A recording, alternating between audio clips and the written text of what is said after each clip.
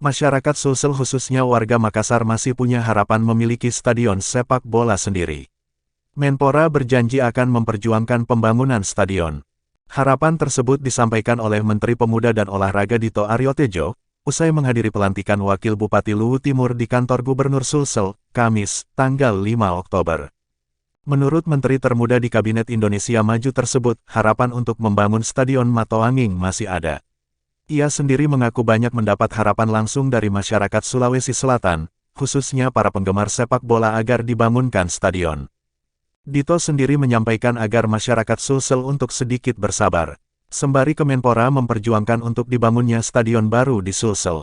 Pusat, pasti kita ingin di Sulawesi Selatan ini memiliki stadion yang mumpuni. Tadi baru saja saya rapat bersama Pak Gubernur dan sudah ada beberapa opsi yang nanti akan kita perjuangkan secara bersama. Stadion Matoanging tidak dianggarkan untuk perubahan sendiri Pak. Stadion Matoanging juga Di APBD.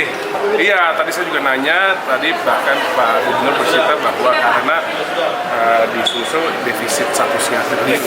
Jadi ini nanti kita akan mencari solusinya, yang pasti kita bersama berjuang agar Sulsel memiliki stadion. Di tengah transisi pemerintahan di Sulawesi Selatan, dari era Gubernur Andi Sudirman Sulaiman ke penjabat Gubernur Bahtiar Baharudin, persoalan stadion masih menjadi hangat diperbincangkan. Bahtiar sebagai Dirjen di Kemendagri yang ditugaskan langsung oleh Presiden RI untuk melangsungkan program strategis. Akibatnya, anggaran Stadion Matoanging pada APBD perubahan direfocusing untuk program strategis. Salah satunya penganggaran 40% untuk Pilkada 2024. Heru Fajar TV Fajar Radio melaporkan.